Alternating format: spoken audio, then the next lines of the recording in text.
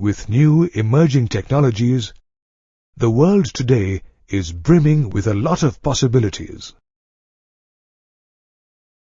We are now equipped with the knowledge to make vaccines and medicines and counter diseases that can cause epidemics. It is also possible to grow crops which are disease and drought resistant. And the science which makes all this possible is called biotechnology. It is a field of applied biology consisting of various techniques which utilize organisms or their enzymes to produce useful products for human beings. As a science, biotechnology differs from microbe-mediated processes such as the making of curd and cheese, because it uses genetically modified organisms and operates on a much larger scale. Biotechnology techniques are useful in various fields such as engineering, technology, and cell and tissue culture. Many specialized processes, such as synthesizing and using a gene, developing DNA vaccines,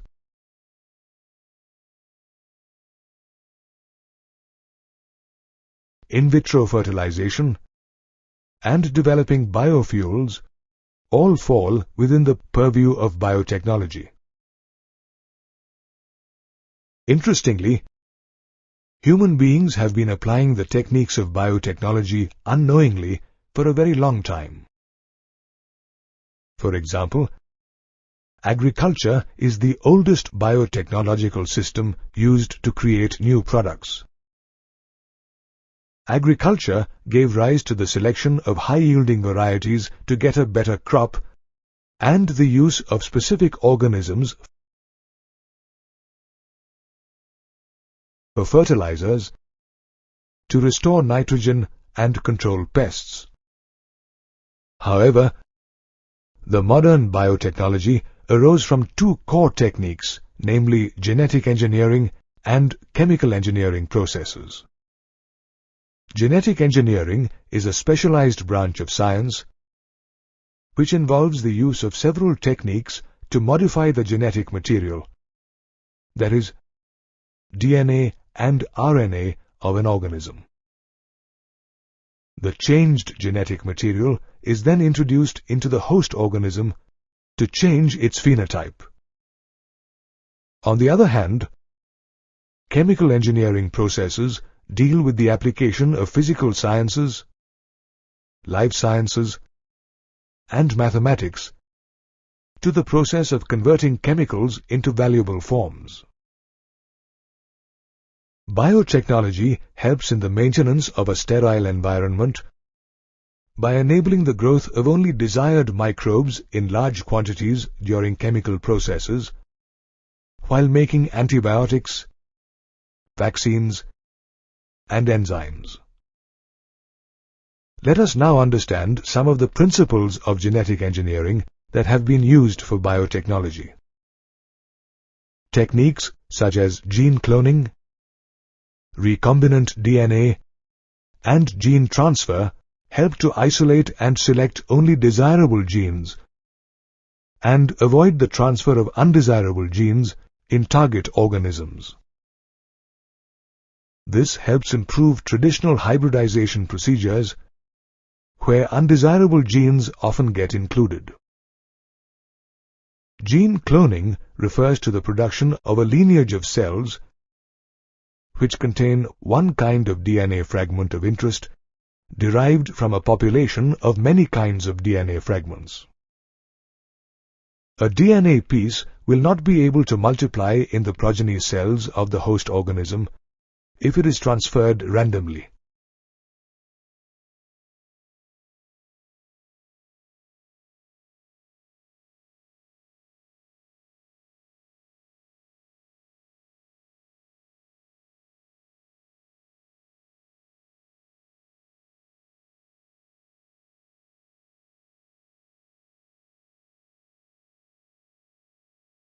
the replication can only take place in a chromosome with a specific DNA sequence called the origin of replication, which initiates replication.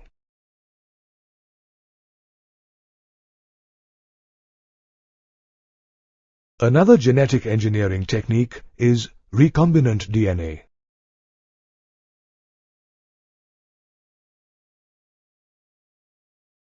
This is artificial DNA created from two or more sources and incorporated into a single recombinant molecule. A recombinant DNA molecule was constructed for the first time by Stanley Cohen and Herbert Boyer in 1972. Through the various experiments conducted by him, Boyer had confirmed about the useful properties of the restriction enzymes of the E. coli bacterium. The restriction enzymes helped in cutting out double-stranded or single-stranded DNA at specific locations, also known as the restriction sites. Boyer found out that the restriction enzymes could cut DNA strands in a particular fashion, which left the sticky ends on the strands. Stanley Cohen, on the other hand, had specialized in the study of small ringlets of DNA called plasmids, which float about freely in the cytoplasm of certain bacterial cells, such as E. coli. These plasmids also replicate independently from the coding strand of DNA. Cohen had developed the method of removing these plasmids from the cell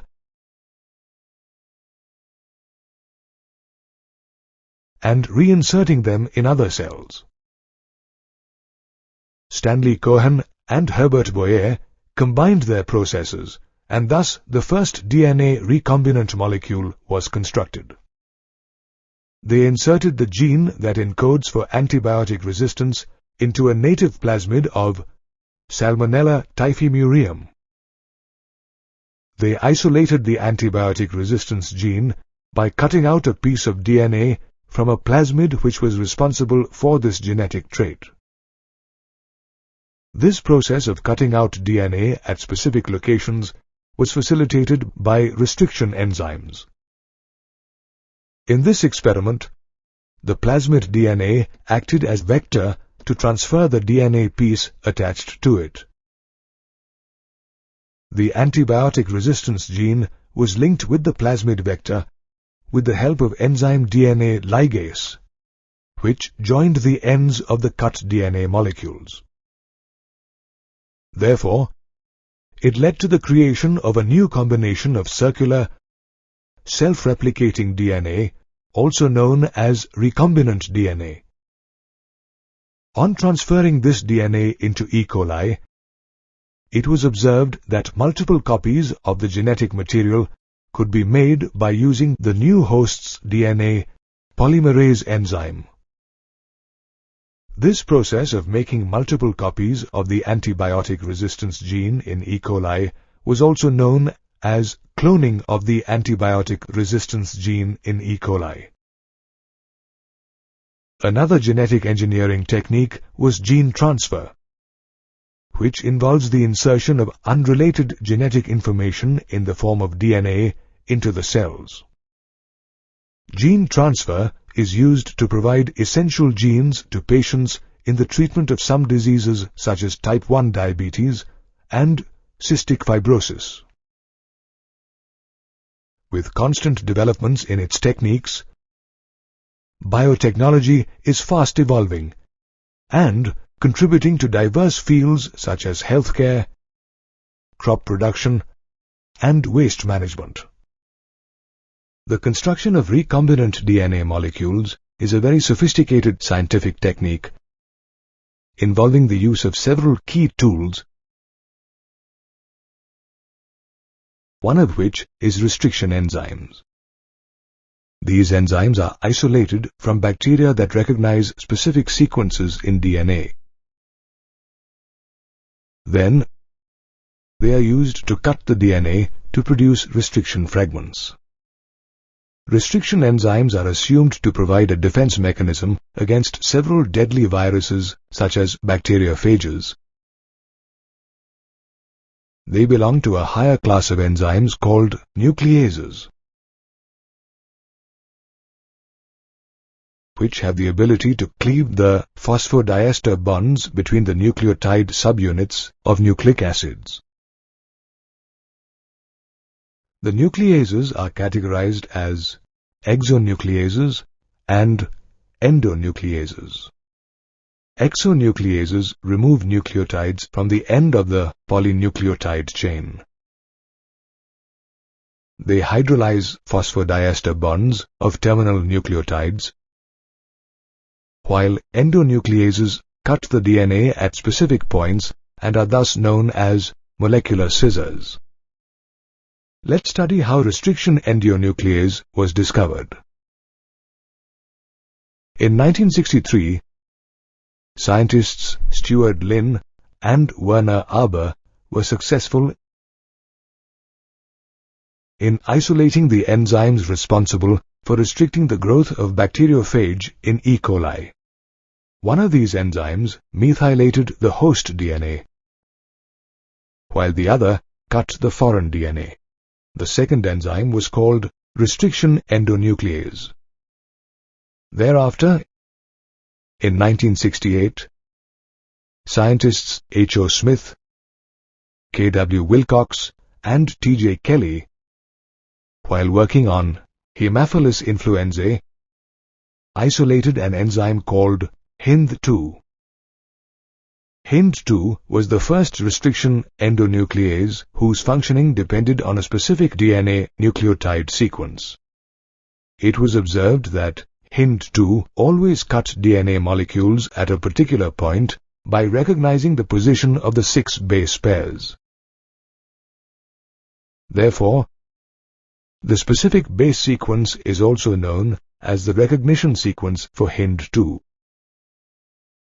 Today, more than 900 restriction enzymes have been isolated from around 230 strains of bacteria, each of which recognizes different recognition sequences. Restriction enzymes are named using a specific convention. Let's take the example of restriction enzyme EcoR1, which is derived from the bacteria Escherichia coli. The first letter of the name, E, is derived from the genus, while the next 2 letters, CO, come from the species of the prokaryotic cell from which these genes were isolated. R refers to the strain, while the Roman number indicates the order in which the enzyme was isolated from the strain of bacteria. Restriction endonuclease plays a crucial role in the construction of the recombinant DNA molecule.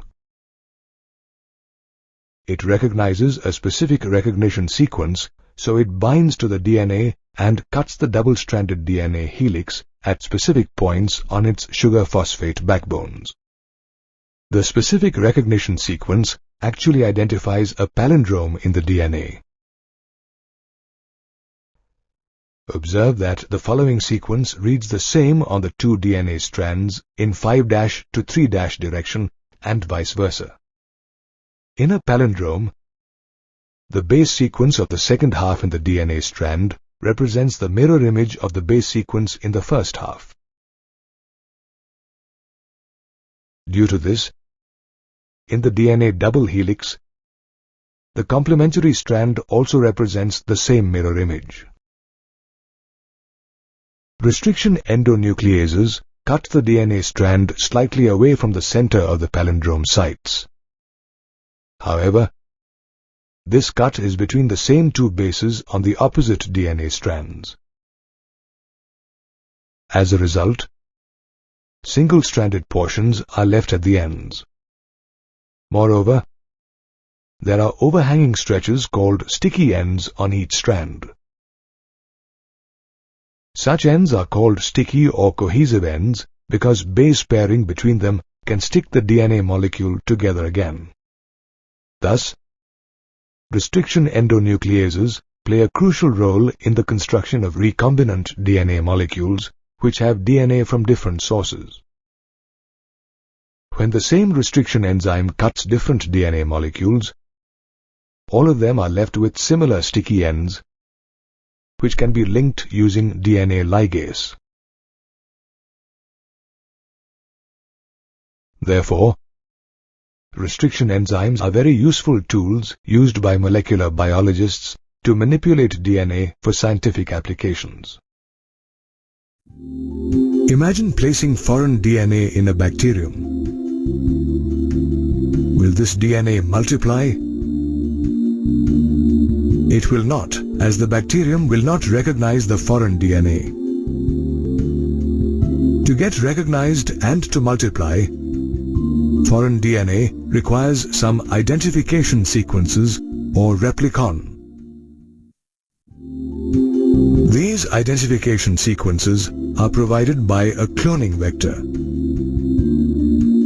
It is a DNA molecule which has an origin of replication and is capable of replicating in a bacterial cell. Most cloning vectors are genetically engineered plasmids or bacteriophages. Typically, the number of bacteriophages per cell is quite high. Therefore, the copy number of their genome in the bacterial cell is also quite high.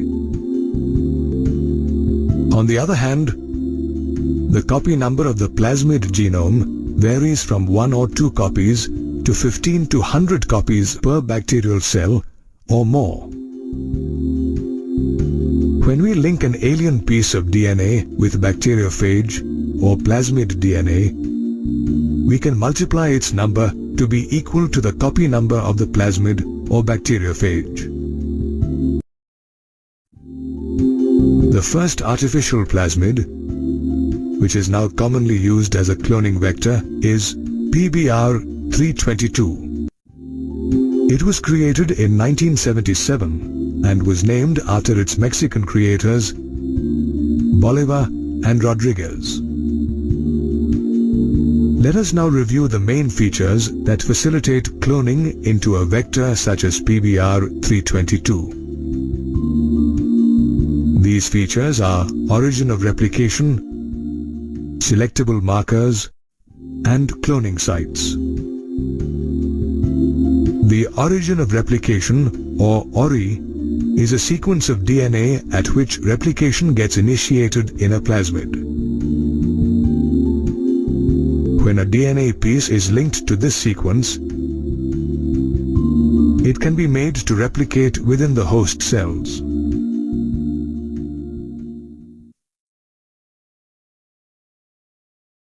This sequence also controls the copy number of the linked DNA. Therefore, whenever one has to recover many copies of the target DNA, it should be cloned in a vector whose origin supports a high copy number. The vector also requires a selectable marker, due to which a plasmid is more useful for the cell. Selectable markers help identify and eliminate non-transformants and exclusively permit the growth of transformants.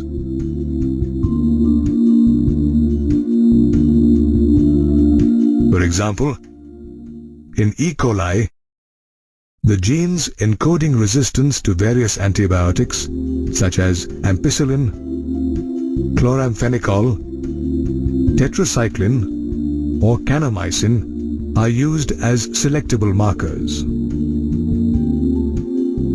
Another important feature of a cloning vector is a cloning site, which is an artificially constructed region within a vector molecule containing a number of closely spaced recognition sequences. These sequences or recognition sites can recognize several restriction enzymes, and therefore the vector can be used to clone a variety of DNA samples. However, the presence of more than one recognition site may lead to complications in gene cloning. In the cloning vector, PBR322, the ligation of alien DNA is also carried out at a restriction site present in any one of the two antibiotic resistance genes, which are ampicillin and tetracycline. Let's take the example of foreign DNA, which can be ligated at the BAM-H1 site of the tetracycline resistance gene. When foreign DNA is ligated at the BAM-H1 site, it disrupts the tetracycline gene, and consequently the recombinant plasmids will lose tetracycline resistance.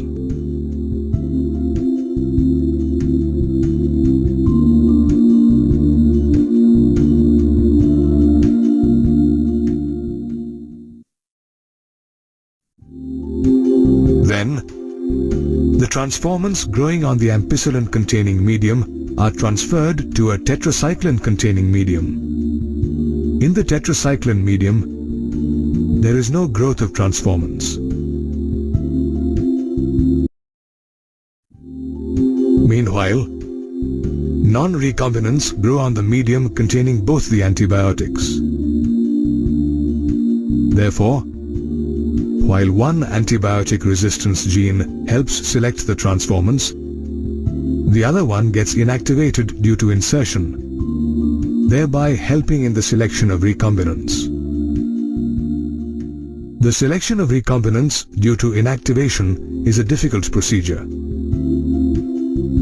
Therefore, different selectable markers have been developed which can differentiate between recombinant and non-recombinants by producing a color in the presence of a chromogenic substrate. For example, when a fragment of DNA is inserted in the middle of the coding sequence of an enzyme beta-galactosidase, it results in the inactivation of a beta-galactosidase gene. Due to the addition of extra codes, any future products from the inactivated gene will not work. This is known as insertional inactivation. When the plasmid that has undergone insertional activation comes in contact with a chromogenic substrate, colorless bacterial colonies can be observed. These colonies are also identified as recombinant colonies. On the other hand, if the plasmid in the bacterium does not have an insert of foreign DNA fragment, the chromogenic substrate yields blue colonies. Interestingly, human beings have learnt about cloning vectors and the concept of gene transfer into plants and animals from bacteria and viruses. Consider the case of Agrobacterium tumefaciens, a pathogen of several dicot plants which causes tumors in them. It delivers a piece of DNA known as tDNA and transforms normal plant cells into tumor cells. These tumor cells are used by the pathogen to produce chemicals such as nopalin required by it. By understanding how pathogens deliver genes in their hosts, scientists have been able to transform the pathogen into useful cloning vectors. For instance, the tumor-inducing Agrobacterium tumefaciens has been modified into a cloning vector Ti plasmid, which is not pathogenic to plants. In fact, the Ti plasmid vector uses the same mechanism to deliver other genes of interest in plants. Once we have obtained the recombinant DNA molecule using a cloning vector, another challenge is introducing this recombinant DNA in the host cells. In DNA, the deoxyribose sugar and the phosphates are hydrophilic in nature, therefore cannot pass through the cell membranes. To overcome this problem, bacterial cells have to be made competent to take up plasmids. Therefore, they are treated with divalent cation like calcium. This enhances the efficiency of the entry of DNA into a bacterium through pores on the cell wall. After this, recombinant DNA can be forced into such cells by incubation of cells with recombinant DNA on ice. This process is followed by administering a heat shock to the cells at around 42 degrees Celsius and putting them back on ice. After this, the bacteria are able to take up the recombinant DNA. Apart from cloning vectors, foreign DNA fragments can also be introduced into host cells using methods such as microinjection and biolistics or a gene gun. The microinjection method involves the direct injection of recombinant DNA into the nucleus of an animal cell. While in the biolistics or gene gun method, plant cells are bombarded with high-velocity microparticles of gold or tungsten coated with DNA.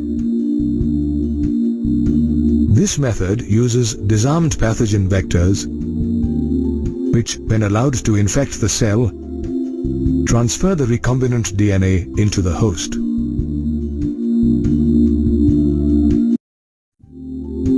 The use of cloning vectors and methods such as microinjection and biolistics are crucial in genetic engineering as they help create genes of human and scientific interest.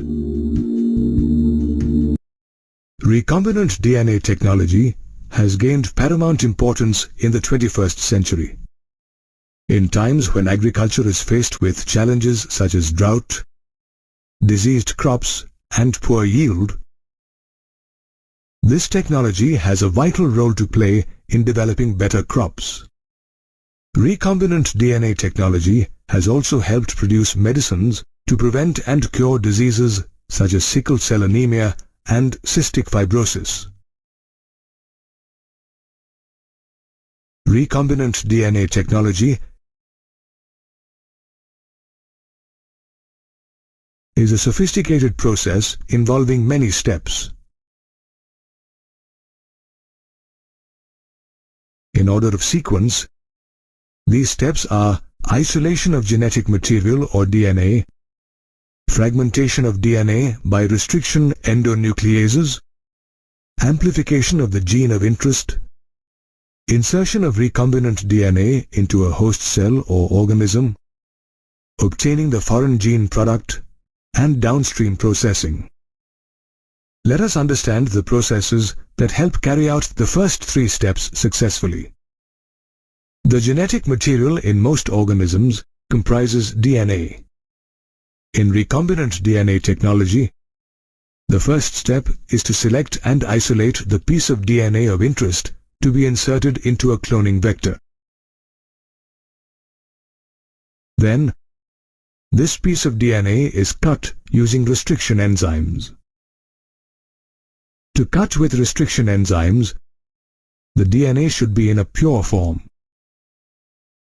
That is, it should be free of macromolecules. To obtain DNA, a sample of cells is generally blended or ground thoroughly. This helps separate the cells from each other. Now, in order to isolate DNA, enzymes such as lysozyme, cellulase, and chitinase are used to treat bacterial cells, plant cells, and fungal cells respectively.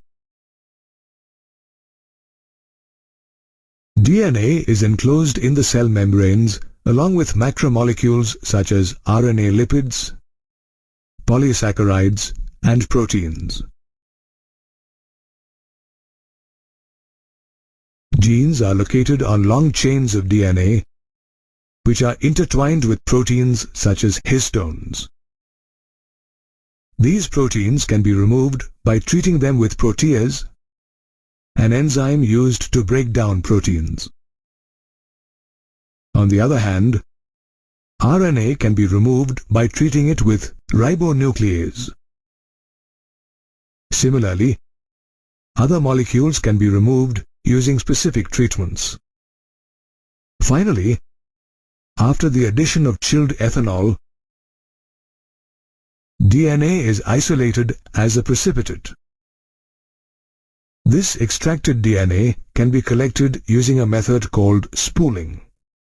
After isolation of DNA, in the next stage, restriction enzymes are used to cut the purified DNA molecules at specific locations.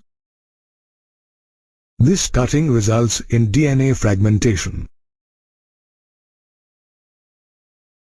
The fragmented DNA can be separated according to its molecular weight by using a technique known as gel electrophoresis. It is employed to check the progression of restriction enzyme digestion. Typically, the gels used in this process are prepared using agarose. DNA molecules are separated across a pan of gel motivated by an electrical current. Activated electrodes located at either end of the gel chamber produce an electric field. Since DNA is a negatively charged molecule, due to the presence of phosphate groups, it moves towards the positive pole. The separation of fragments occurs according to each fragment's properties, which determine how fast the electric field can move the molecules across the gel. The bigger the DNA fragment, the slower it moves towards the positive pole. Therefore, smaller fragments reach the bottom of the gel first. The separated DNA fragments on the gel can be seen only after staining the DNA with ethidium bromide. Now, the separated DNA bands are cut from the agarose gel and extracted from the gel piece. This step is called cution or elution. Stained agarose gel with DNA fragments can be seen under the UV light chamber. Later, the cutout piece of the source DNA or the foreign DNA fragment and the cut plasmid DNA are joined with the help of enzyme DNA ligase. Scientists need a significant number of DNA samples for molecular and genetic studies. Therefore, the next step is the amplification of the gene of interest. The extracted DNA sample can be amplified or used to make multiple copies by using a technique known as polymerase chain reaction or PCR. The PCR technique was developed by Carrie B. Mullis, who was awarded the Nobel Prize for Chemistry in 1993. PCR has 3 steps: denaturation, primer annealing, and extension of primers. In the first step, the isolated or extracted target DNA segment to be amplified is heated to 95 degrees centigrade for denaturation. This leads to the separation of 2 single strands. In the second step, the solution is cooled to around 55 degrees centigrade in the presence of oligonucleotide primers that are complementary to DNA regions. Now, 2 oligonucleotide primers anneal or hybridize to each single-stranded template DNA. Annealing sequences are located at the prime ends of 2 strands of the desired segment. In the third step, the temperature is raised again to 72 degrees centigrade. Now an enzyme called Taq polymerase is used to build 2 new strands of DNA, using the original strands as templates. Taq polymerase is isolated from the bacterium Thermus aquaticus. It helps extend primers towards each other so that the DNA segment lying between 2 primers is copied. Later, each of these strands can be used to create 2 new copies every time. The cycle of denaturing and synthesizing of DNA is repeated 30 to 40 times to get 30 to 40 billion copies of the original DNA. The PCR is an automated technique which can be completed in just a few hours. It is executed by a machine called a thermocycler, which is programmed to alter the temperature of the reaction every few minutes to allow DNA denaturing and synthesis. These first three steps, isolation of DNA, fragmentation by restriction endonuclease, and amplification of gene of interest, are important steps in recombinant DNA technology that are carried out using specific techniques. Recombinant DNA technology is an important tool in understanding the structure, function, and regulation of genes and their products. It is a complex step-by-step process. The first few steps in DNA recombinant technology involve the isolation of the genetic material, fragmentation of DNA by restriction endonucleases, and amplification of a gene of interest.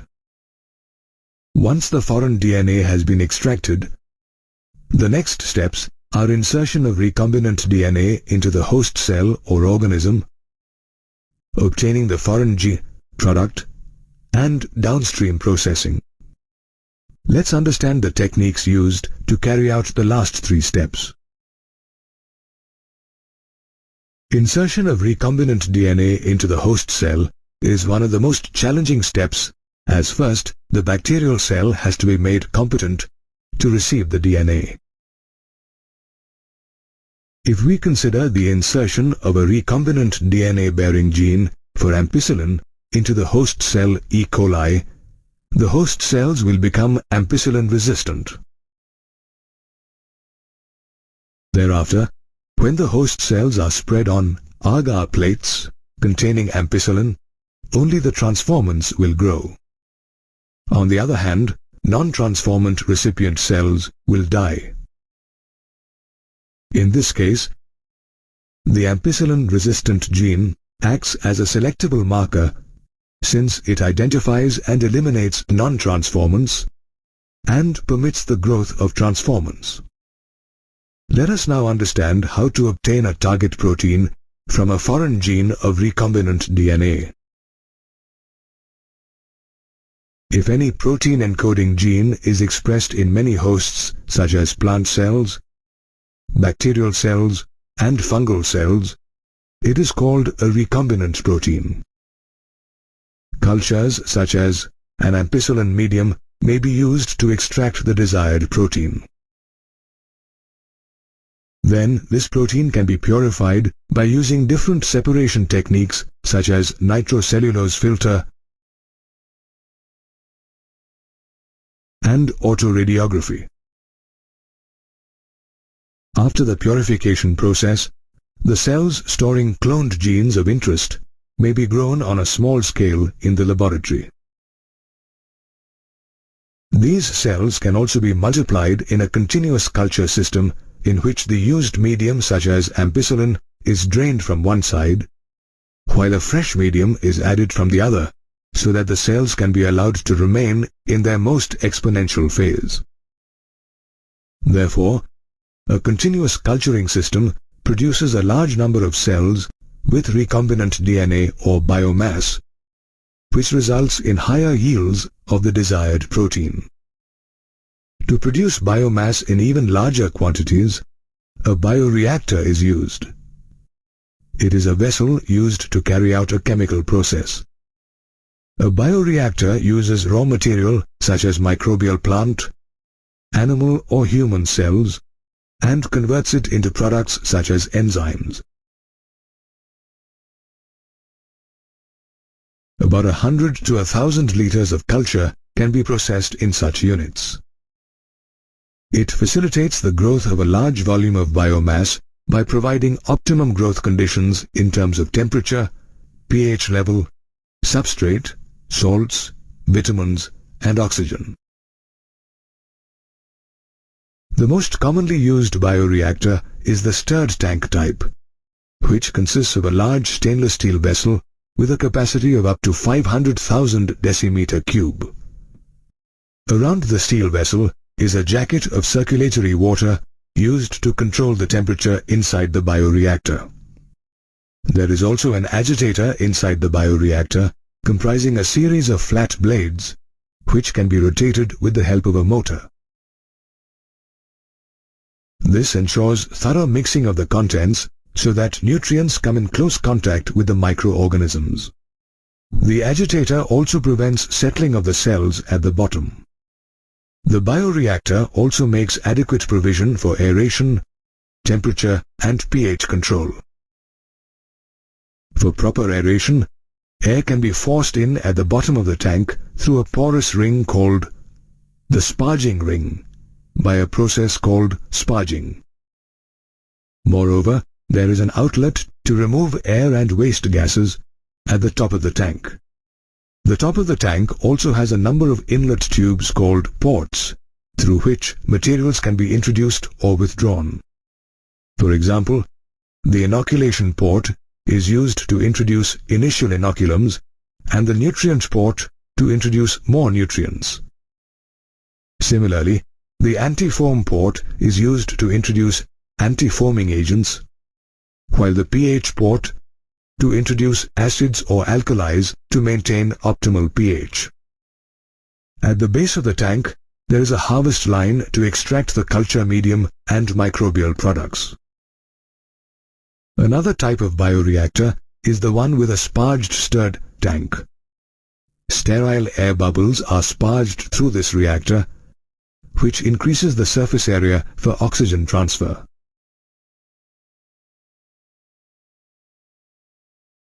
Once the biomass has been obtained from the bioreactor, the final step in the recombinant DNA technology is downstream processing.